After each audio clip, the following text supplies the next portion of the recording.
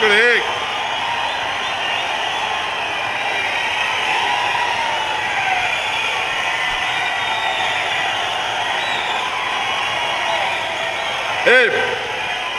ಇಳಿಸಿ ಕೆಳಗಡೆ ಇಳಿಸಿ.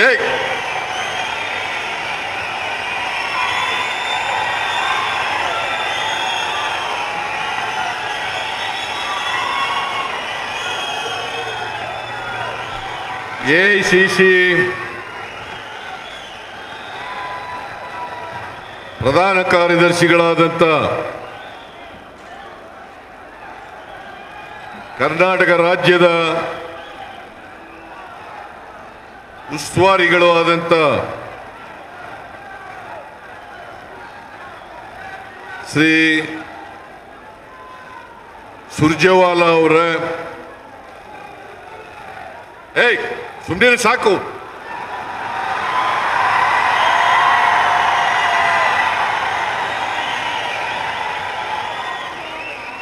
ಪ್ರದೇಶ ಕಾಂಗ್ರೆಸ್ ಸಮಿತಿಯ ಅಧ್ಯಕ್ಷರು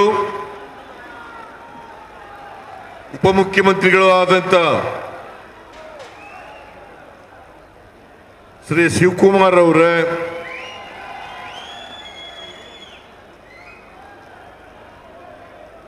ಹಾಸನ ಜಿಲ್ಲಾ ಉಸ್ತುವಾರಿ ಸಚಿವರಾದಂಥ ರಾಜಣ್ಣ ಅವರೇ,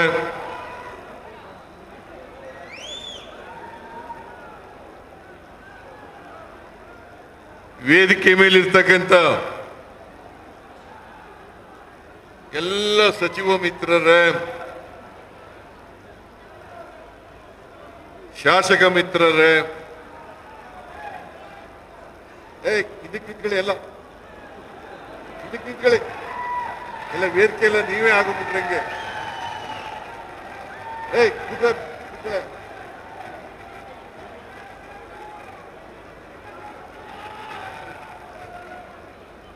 ವೇದಿಕೆ ಮೇಲಿರ್ತಕ್ಕಂಥ ಎಲ್ಲ ಶಾಸಕ ಮಿತ್ರರೇ,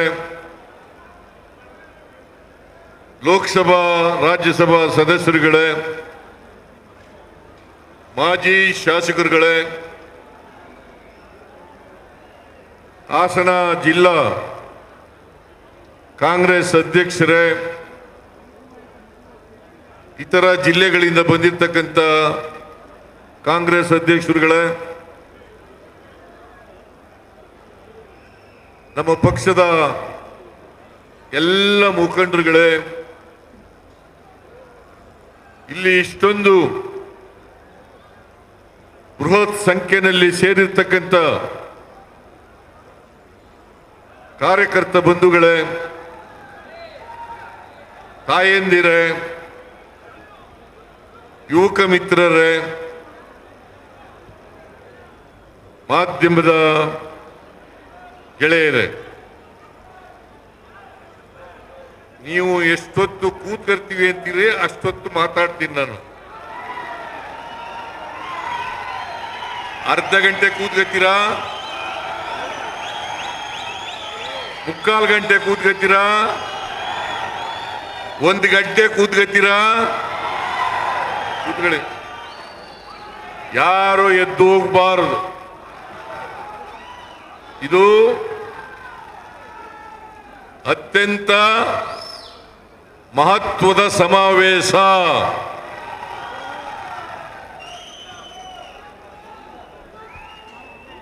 ಹಾಸನದಲ್ಲಿ ಮೊದಲನೇ ಬಾರಿಗೆ ಪ್ರದೇಶ ಕಾಂಗ್ರೆಸ್ ಸಮಿತಿ ಮತ್ತು ಸ್ವಾಭಿಮಾನಿಗಳ ಒಕ್ಕೂಟ ಇದರ ಜಂಟಿ ಆಶ್ರಯದಲ್ಲಿ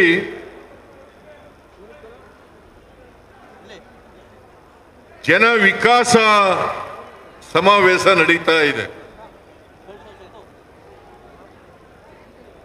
ಈ ಸಮಾವೇಶಕ್ಕೆ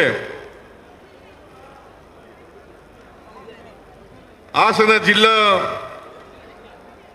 ಎಲ್ಲ ಮುಖಂಡರುಗಳಿಗೆ, ಕಾಂಗ್ರೆಸ್ ಅಧ್ಯಕ್ಷರಿಗೆ, ರಾಜಣ್ಣವರಿಗೆ, ಶಿವಲಿಂಗೇಗೌಡರಿಗೆ, ಲೋಕಸಭಾ ಸದಸ್ಯರಿಗೆ, ಮಾಜಿ MLAಗಳಿಗೆ ಮತ್ತು ಇತರ ಎಲ್ಲ ಮಾಜಿ ಮಂತ್ರಿಗಳು ಶಾಸಕರು ಇವರೆಲ್ಲರೂ ಕೂಡ ಈ ಸಮಾವೇಶ ಇಷ್ಟೊಂದು ಯಶಸ್ವಿ ಆಗಲಿಕ್ಕೆ ಶ್ರಮ ಪಟ್ಟಿದ್ದಾರೆ. ಅವರೆಲ್ಲರಿಗೂ ಕೂಡ ಕೂತ್ಕೊಳ್ರಿ, ಕೂತ್ಕೊಳ್ಳಿ. ನಾನು ಹೇಳ್ದಾಗ ಎದ್ದೋಗಲ್ಲ ಅಂತೀರಿ, ಮತ್ತೆ ಎದ್ದೋಯ್ತೀರಿ. ಕೂತ್ಕೊಳ್ರಿ.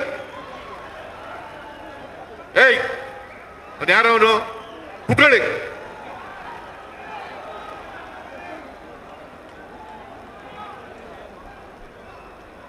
ನಾನು ಈ ಸಮಾವೇಶ ಯಶಸ್ವಿಯಾಗಲಿಕ್ಕೆ ದುಡಿದಿರ್ತಕ್ಕಂಥ ಎಲ್ಲ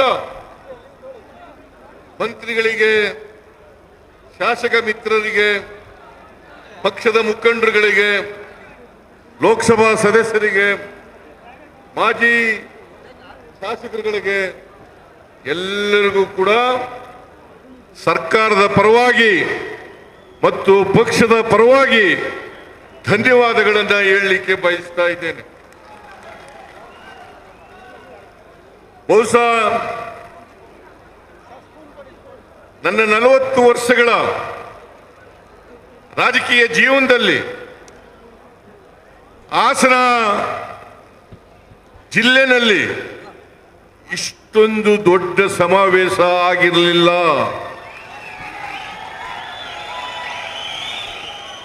ಮೊದಲನೇ ಬಾರಿಗೆ ಹಾಸನದಲ್ಲಿ ಇಷ್ಟೊಂದು ದೊಡ್ಡ ಸಮಾವೇಶ ಆಗಿದೆ. ಅದಕ್ಕಾಗಿ ಇಲ್ಲಿ ಬಂದಿರತಕ್ಕಂಥ ಎಲ್ಲ ಕಾರ್ಯಕರ್ತ ಬಂಧುಗಳಿಗೆ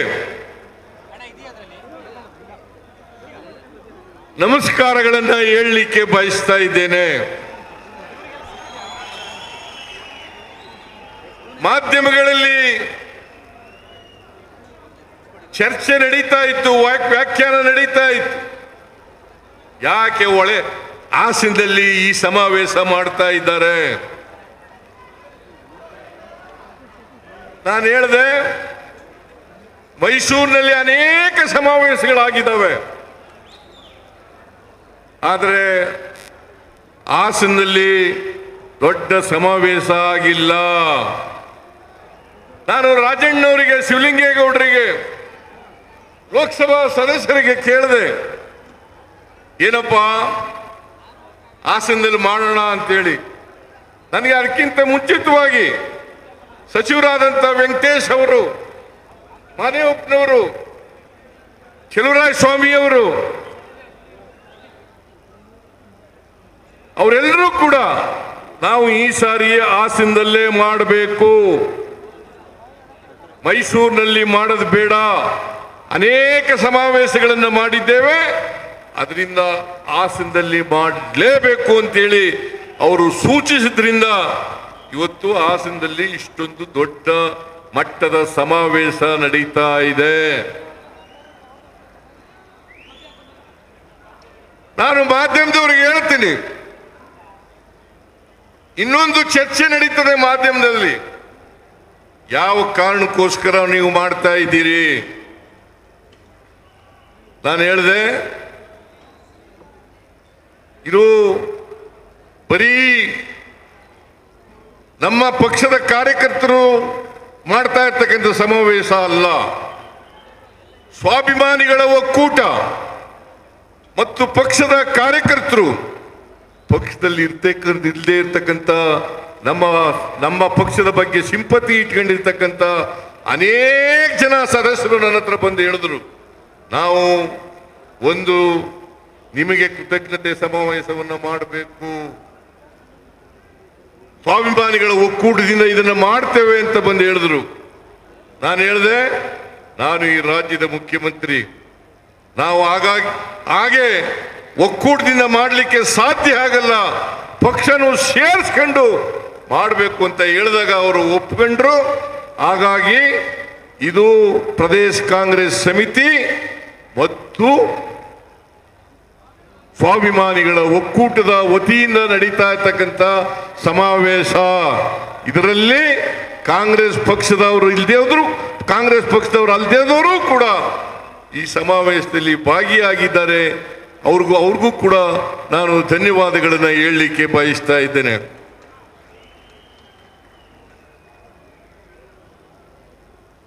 ರಾಜ್ಕುಮಾರ್ ಅವರು ಒಂದು ಮಾತು ಹೇಳ್ತಾ ಇದ್ರು. ಅದೇನಪ್ಪಾ ಅಂತಂದ್ರೆ ಅಭಿಮಾನಿ ದೇವರು ಅಂತ ಹೇಳ್ತಾ ಇದ್ರು. ಅಭಿಮಾನಿ ದೇವರು ನಮಗೆ ಮತದಾರ ಬಂಧುಗಳೇ ದೇವರು ಅಂತಕ್ಕಂಥ ಮಾತುಗಳನ್ನು ಹೇಳಲಿಕ್ಕೆ ಬಯಸ್ತಾ ಇದ್ದೆ. ಮತದಾರ ಬಂಧುಗಳು, ನಾವು 3 ಉಪಚುನಾವಣೆಗಳನ್ನು ಗೆದ್ದು, ಒಂದು ಚನ್ನಪಟ್ಟಣ, ಇನ್ನೊಂದು ಸಂಡೂರು, ಮೂರನೇದು ಶಿಗ್ಗಾವಿ. ಸಂಡೂರಿನಲ್ಲಿ ಮಾತ್ರ ನಮ್ಮ ಪಕ್ಷದವರು ಗೆದ್ದಿದ್ದದ್ದು. ಅಲ್ಲಿ ತುಕಾರಾಮ್ ಗೆದ್ದಿದ್ರು. ಅವರನ್ನು ಲೋಕಸಭೆಗೆ ನಿಲ್ಲಿಸಿದ ಮೇಲೆ ಅವರ ಹೆಂಡತಿಯನ್ನು ನಿಲ್ಲಿಸಿ ಅಲ್ಲಿ ಗೆಲ್ಲಿಸ್ತು.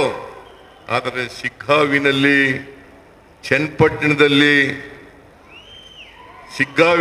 ಚನ್ನಪಟ್ಟಣದಲ್ಲಿ ನಾವು ಗೆದ್ದಿರಲಿಲ್ಲ. ಕಳೆದ ವಿಧಾನಸಭಾ ಚುನಾವಣೆಯಲ್ಲಿ ನಾವು ಗೆದ್ದಿರಲಿಲ್ಲ. ಚನ್ನಪಟ್ಟಣದಲ್ಲಿ ಈ ಜಿಲ್ಲೆಗೆ ಸೇರಿದಂತ ಮಹಾನಾಯಕ